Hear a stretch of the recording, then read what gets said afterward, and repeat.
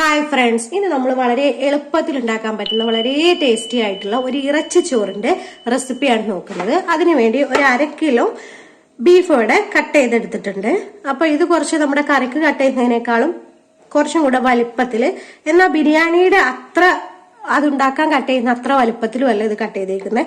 ഒരു മീഡിയം സൈസിലാണ്, നമ്മുടെ ഇഷ്ടത്തിനനുസരിച്ച് എടുക്കാം. ഇനി കറിക്ക് കട്ട് ചെയ്യുന്ന പോലെയാണെങ്കിൽ അങ്ങനെ കട്ട് ചെയ്തെടുത്താലും കുഴപ്പമില്ല. അതിവിടെ എടുത്തിട്ടുണ്ട്. നമുക്കൊരു കുക്കറിലോട്ട് മാറ്റാം. ആദ്യം ഇതൊന്ന് വേവിച്ചെടുക്കണം. അതിനൊരു കുക്കർ എടുത്തിട്ടുണ്ട്. ഒരു 3 ലിറ്ററിന്റെ കുക്കറാണ് എടുത്തിരിക്കുന്നത്. ഇനി നമുക്ക് ബീഫ് അതിലോട്ട് ഇട്ട് കൊടുക്കാം. ഇനി ഇതിലോട്ട് നമുക്ക് ആവശ്യത്തിനുള്ള ഉപ്പ് ചേർത്ത് കൊടുക്കാം ആദ്യം. ഇനി 1 ടീസ്പൂണോളം മുളക് പൊടി ചേർത്ത് കൊടുക്കുന്നുണ്ട്. ഒരു 1/2 ടീസ്പൂൺ മഞ്ഞൾപ്പൊടി ചേർത്ത് കൊടുക്കുന്നുണ്ട്.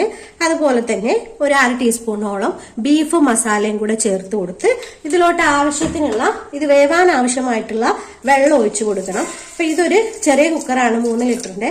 അപ്പൊ ഇതിൽ ഏകദേശം ബീഫ് വേവാന് ഒരു 6 വിസിലോളം വരും. അത് 2 വിസിൽ ഹൈ ഫ്ലെയിമിലും ബാക്കി 4 എണ്ണം ലോ ഫ്ലെയിമിലും ഇട്ട് വേവിച്ചെടുത്താൽ കറക്റ്റായിട്ട് ബീഫ് നല്ല പോലെ ഒന്ന് വെന്ത് വരും. അത് നമ്മൾ എടുക്കുന്ന ബീഫിനനുസരിച്ചും അതുപോലെ കുക്കറിനനുസരിച്ചൊക്കെ മാറിയിട്ട് വരും. അപ്പോൾ ഈ ഒരു കുക്കറിന് ഏകദേശം 6 വിസിലോളം വേണ്ടി വരും. അപ്പോൾ അത് നല്ല പോലെ ഒന്ന് വെള്ളം ഒഴിച്ച്, ആവശ്യത്തിന് വേവാൻ ആവശ്യമായിട്ടുള്ള വെള്ളം ഒഴിച്ച് നമുക്കൊന്ന് നല്ല പോലെ ഒന്ന് വേവിച്ചെടുക്കണം.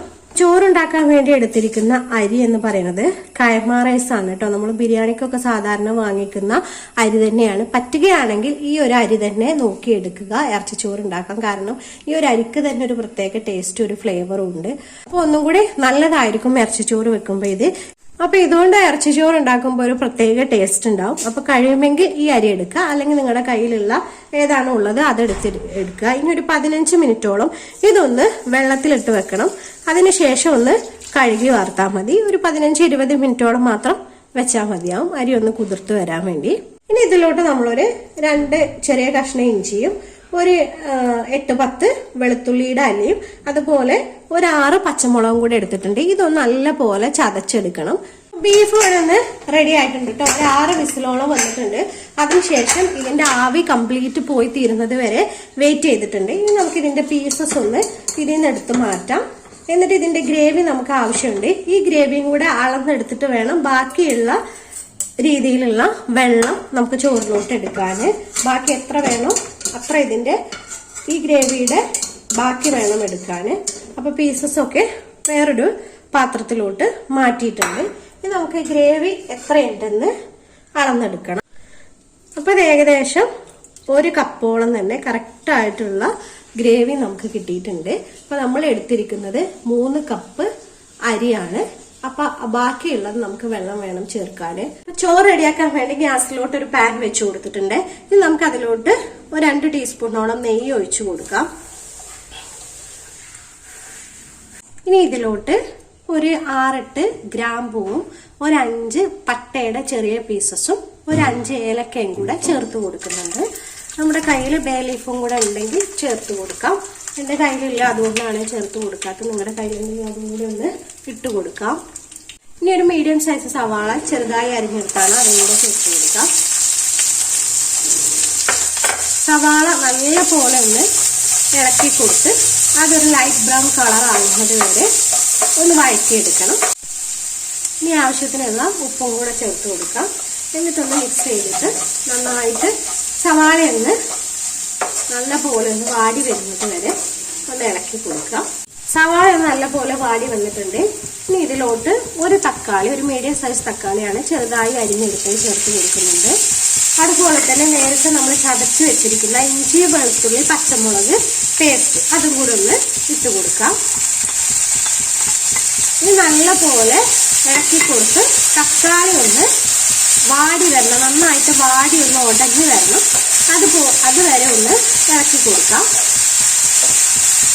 തീ എപ്പോഴും ചെറുതായിട്ട് സിമ്മിലിട്ടിട്ട് വേണം വേവിച്ചെടുക്കാന്. അപ്പൊ എല്ലാം ഒന്ന് പെട്ടെന്ന് വാടി വരാൻ വേണ്ടി ഒന്ന് അടച്ചു വെച്ചു കൊടുക്കാം കേട്ടോ. അപ്പൊ നമ്മൾ ഇട്ട് കൊടുത്ത തക്കാളിയൊക്കെ നല്ല പോലെ ഒന്ന് വാടി ഉടഞ്ഞു വന്നിട്ടുണ്ട്. അതുപോലെ തന്നെ ഇഞ്ചിയും വെളുത്തുള്ളിയുടെ ഒക്കെ പച്ചമണമൊക്കെ ഒന്ന് മാറിയിട്ടുണ്ട്. ഇനി നമുക്ക് നേരത്തെ മാറ്റി വെച്ചിരിക്കുന്ന 1 കപ്പ് ബീഫ് വേവിച്ചതിന്റെ ഗ്രേവി ഇല്ലേ, അതൊന്ന് ഒഴിച്ചു കൊടുക്കാം. അതുപോലെ മാറ്റി വെച്ചിരിക്കുന്ന ബീഫും കൂടെ ചേർത്ത് കൊടുക്കാം. നമുക്ക് ഒരു 1/2 ടീസ്പൂൺ മഞ്ഞൾപ്പൊടി ചേർത്ത് കൊടുക്കാം. അതുപോലെ തന്നെ ഒരു 1/2 ടീസ്പൂണോളം മുളക് പൊടിയും കൂടെ ചേർത്ത് കൊടുക്കുന്നുണ്ട്. ഇനി 1 ടീസ്പൂൺ മല്ലിപ്പൊടി ഇട്ട് കൊടുക്കാം. ഇനി 1/2 ടീസ്പൂണോളം ബീഫ് മസാലയും കൂടെ ചേർത്ത് കൊടുക്കുന്നുണ്ട്. ബീഫ് മസാല ഇല്ലെങ്കിൽ ഗരം മസാല ആയാലും മതി. ഇനി നന്നായിട്ടൊന്ന് മിക്സ് ചെയ്യാം. ഇനി ഒന്ന് തിളച്ച് വരട്ടെ, അതുവരെ ഒന്ന് വെയിറ്റ് ചെയ്യാം. അതിന്റെ കൂടെ തന്നെ നമുക്ക് കുറച്ച് മല്ലിച്ചെപ്പും അതുപോലെ പുതിനയിലയും കൂടെ ചേർത്ത് കൊടുക്കാം. നമുക്ക് ആവശ്യത്തിനനുസരിച്ച് ചേർത്ത് കൊടുക്കാം കേട്ടോ. ഇതിൽ കൂടുതലായിട്ട് മല്ലിച്ചെപ്പിന്റെയും പുതിനയിലയുടെയും ടേസ്റ്റും പച്ചമുളകിന്റെയൊക്കെ ടേസ്റ്റാണ് കൂടുതലായിട്ട് മുന്നിൽ നിൽക്കുക. അപ്പൊ അതിനാവശ്യമായിട്ടുള്ളത് ചേർത്ത് കൊടുക്കാം. ഇനി നമുക്ക് ചോറ് വേവാൻ ആവശ്യമായിട്ടുള്ള വെള്ളം ചേർത്ത് കൊടുക്കാം. അപ്പൊ നമ്മൾ 3 കപ്പ് അരിയാണ് എടുത്തത്. അതിലോട്ട് 6 കപ്പ്, 1 കപ്പിന് 2 കപ്പ് എന്നുള്ള അളവിലാണ് എടുത്തിരിക്കുന്നത്. 1 കപ്പ് ഗ്രേവി നമ്മൾ ഒഴിച്ചു കൊടുത്തു. ബാക്കി 5 കപ്പ് വെള്ളം ഈ സമയത്തൊന്ന് ചേർത്ത് കൊടുക്കാം. ഇനി വെള്ളം നല്ല പോലെ ഒന്ന് തിളച്ച് വരണം. അപ്പോ ചോറിലോട്ട് ആവശ്യത്തിനുള്ള ഉപ്പ് ഈ സമയത്ത് ചേർത്ത് കൊടുക്കാം. നമ്മൾ നേരത്തെ ബീഫിലോട്ട് ഉപ്പിട്ട് വേവിച്ചതാണ്. ഉള്ളി വാടാൻ വേണ്ടി കുറച്ച് ഉപ്പും കൂടെ നമ്മൾ ഇട്ട് കൊടുത്തിട്ടുണ്ട്. ഇനി ഇല്ലെങ്കിൽ മാത്രം ചേർത്ത് കൊടുക്കുക. ചോറിലോട്ട് പിടിക്കാനുള്ള ഉപ്പ് വേണം. അപ്പൊ അത് ഉണ്ടോ നോക്കിയിട്ട് വേണം ചേർത്ത് കൊടുക്കാന്. വെള്ളം നല്ലപോലെ തിളച്ച് വന്നിട്ടുണ്ട്. നമുക്കിനി അരി ചേർത്ത് കൊടുക്കാം.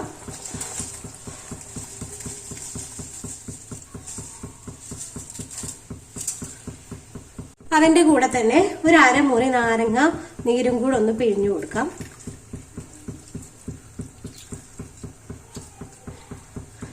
നല്ലപോലെ ഒന്ന് ഇളക്കി കൊടുത്ത് അടച്ചു വെച്ച് വേവിക്കാം. വെച്ച് കൊടുക്കാം കേട്ടോ. വെള്ളം ഒന്ന് പറ്റി വരുന്നുണ്ട്. ഇനി നമുക്ക് ചെറുതീയിലിട്ടിട്ട് വേണം. ഇതുവരെ ഹൈ ഫ്ലെയിമിൽ ഇട്ട് കൊടുക്കാം. വെള്ളം ഇങ്ങനെ പറ്റി വരുന്ന സമയത്ത് ഉപ്പ് കറക്റ്റ് ആണെന്ന് നോക്കിയതിന് ശേഷം തീ ഒന്ന് സിമ്മിലോട്ട് മാറ്റി കൊടുക്കുക.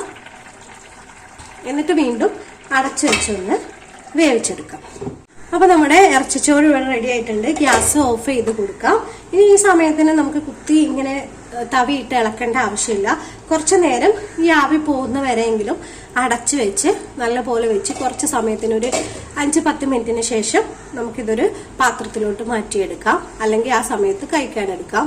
അപ്പൊ ഇതൊരു പ്ലേറ്റിലോട്ട് മാറ്റുന്നുണ്ട് കേട്ടോ. കണ്ടില്ലേ, നല്ല പോലെ പാകത്തിന് വെന്ത് ഉടനൊന്നും പോകാതെ കറക്റ്റായിട്ട് വന്നിട്ടുണ്ട് ഇറച്ചിച്ചോറ്. അപ്പൊ ഇനി ഉണ്ടാക്കുമ്പോൾ നിങ്ങൾ ഇതുപോലെ ഒന്ന് ഉണ്ടാക്കി നോക്കുക.